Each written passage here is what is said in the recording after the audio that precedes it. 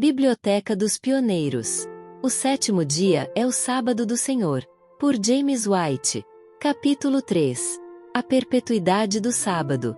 Vimos que Deus lançou o fundamento do sábado descansando no sétimo dia, colocou a instituição sobre esse fundamento na criação, quando santificou seu dia de descanso e o consagrou, e que o quarto mandamento aponta para a criação como justificativa para a instituição, conectando inseparavelmente o sábado com o descanso de Jeová no sétimo dia.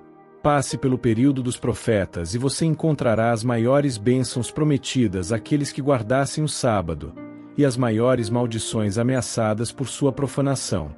Chegue ao período do primeiro advento, e lá você não encontrará a menor evidência de que Cristo removeu o sábado do fundamento sobre o qual seu Pai o havia colocado. Em vez disso, ele se autodenomina Senhor do dia de sábado e declara que ele foi feito por causa do homem.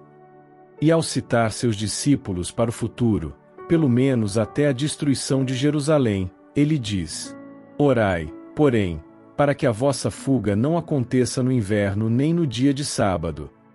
Mateus 24, verso 20. Nosso Senhor aqui reconhece a existência do sábado, tanto quanto a existência das estações do ano. E para que alguns não pensassem que ele viera destruir a lei de seu Pai, ou alterar alguma parte dela, ele diz: Não penseis que vim destruir a lei ou os profetas, não vim para destruir, mas para cumprir. Porque em verdade vos digo que, até que o céu e a terra passem, nem um jota ou um tio se omitirá da lei. Mateus 5, versos 17 e 18. É verdade que os fariseus acusaram Nosso Senhor de violar o sábado. Eles também o acusaram de ter um demônio, mas essas acusações não o tornavam assim em nenhum dos casos. Não damos tanto crédito ao testemunho daqueles acusadores e crucificadores de Nosso Senhor quanto alguns. Jesus testifica: Tenho guardado os mandamentos de meu Pai. João 15, verso 10. Todos os atos realizados por nosso Salvador no sábado estavam de acordo com a lei do sábado. Não dizemos que estavam de acordo com as noções dos fariseus. Em certa ocasião, quando Nosso Senhor estava na sinagoga, também o homem com a mão mirrada, perguntaram-lhe, dizendo: É lícito curar nos sábados? Para que pudessem acusá-lo. E ele lhes disse: Qual dentre vós será o homem que, tendo uma ovelha, se num sábado ela cair numa cova, não lançará a mão dela e atirará? Quanto vale, pois, um homem do que uma ovelha? Portanto, é lícito fazer o bem nos sábados. Mateus 12, versos 9 a 13. Veja também Lucas 14, versos 3 a 6. Lícito significa conforme a lei. Nestes textos, a palavra significa conforme a lei do sábado. Quando os fariseus acusaram Cristo de violar o sábado, ao curar os doentes naquele dia, ele os referiu a atos de misericórdia que praticariam até mesmo com animais mudos naquele dia, expondo assim a hipocrisia deles. Ele então declarou tais boas ações como atos de misericórdia para com homens ou animais naquele dia eram lícitos. Agora, quem se posicionará ao lado dos fariseus e dirá que os atos de cura de Cristo no sábado foram ilegais? Quem se posicionará ao lado de Cristo quando ele os declarar lícitos? Os cristãos devem estar do lado de Cristo. Mas vamos aprofundar ainda mais esse ponto.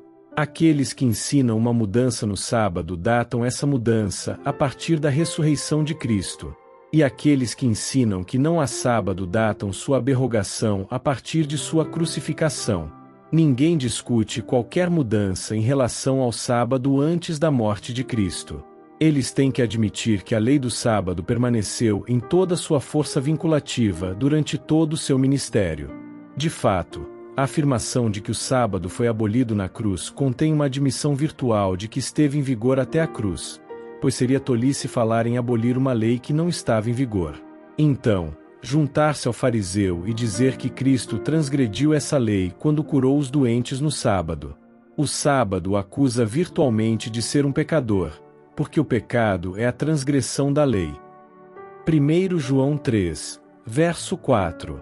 Mas como nele não havia pecado, ele não transgrediu a lei. Temos um sacrifício melhor pelo pecado do que o de um transgressor. Louvado seja o seu nome. Que Cristo nunca ensinou a seus seguidores que qualquer mudança ocorreria em relação ao sábado é evidente pela conduta seguida pelas santas mulheres que seguiram e viram o sepulcro e como o corpo de seu Senhor foi depositado. Voltaram, prepararam especiarias e ungüentos e repousaram no dia de sábado, conforme o mandamento. Lucas 23, versos 55 e 56. E então, no primeiro dia da semana, muito cedo pela manhã, foram ao sepulcro, trazendo as especiarias que haviam preparado para embalsamar seu Senhor. Capítulo 24, verso 1. O Filho de Deus, então, deixou o sábado sobre o mesmo fundamento sobre o qual o Pai Eterno colocou. Ao curar os enfermos naquele dia e ao declarar o que era lícito ser feito naquele dia, ele despiu a instituição da vestimenta de tradição que o judeu cego havia colocado sobre ela e a deixou de pé em sua própria base, o quarto mandamento.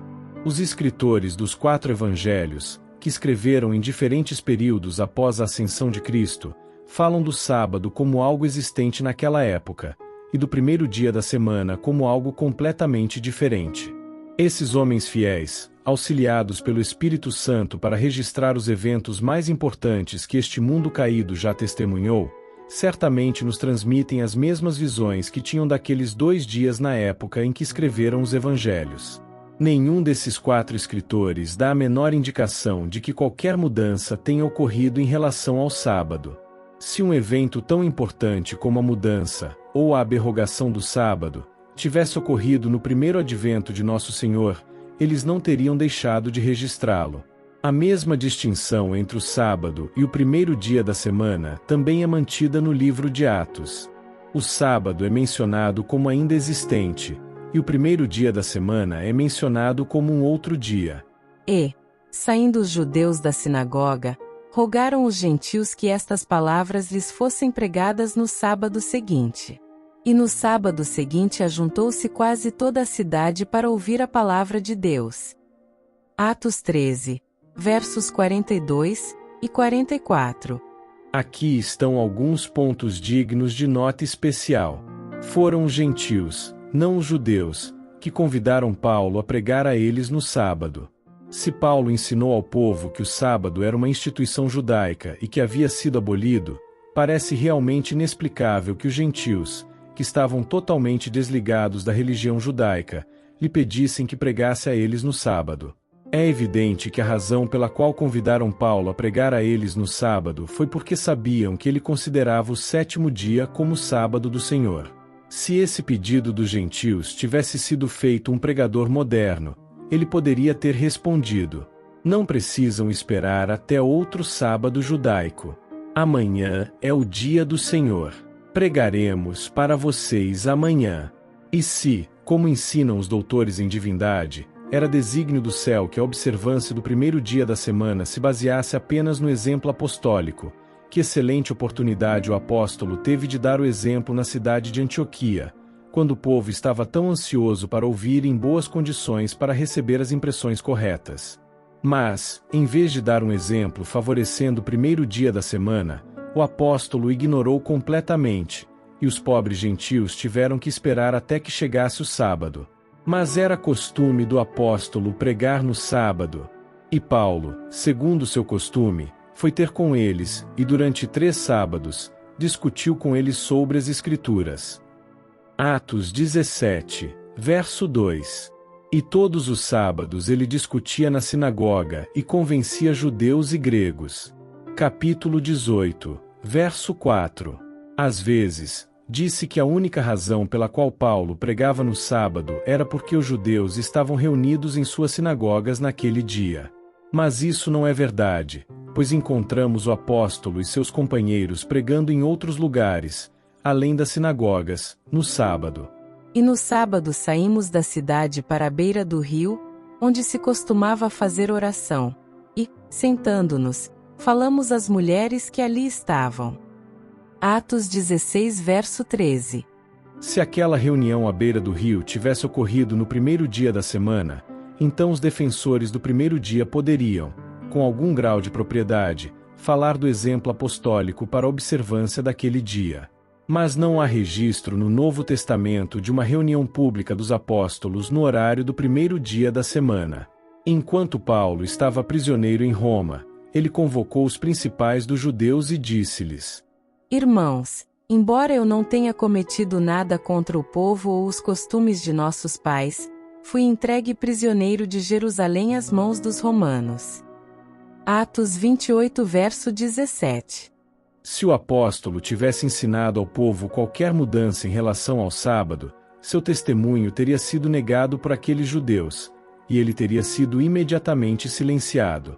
Mas, em vez disso, é dito sobre ele nos versículos 30 e 31. E Paulo morou 2 anos inteiros na casa que alugou, e recebia a todos os que o visitavam, pregando o reino de Deus e ensinando as coisas concernentes ao Senhor Jesus Cristo, com toda a ousadia, sem impedimento algum. Os apóstolos, então, consideravam o sábado como assentado no mesmo fundamento onde Jeová o havia colocado na criação, e onde seu Filho Jesus Cristo o havia deixado. Qualquer que seja o peso que se possa dar ao exemplo deles em relação ao sábado, até onde os escritores do Novo Testamento têm dito, tudo está do lado do sétimo dia. Mas Deus nunca deixou seu povo ser dirigido em qualquer dever importante apenas com o exemplo de homens inspirados. Há um preceito claro para cada dever que ele exige de nós. O preceito do sábado é realmente claro. Os ensinamentos de Nosso Senhor quanto ao sábado, por preceito e exemplo, também eram claros. E o exemplo dos santos apóstolos estava de acordo com o testemunho do Pai e do Filho. Amém.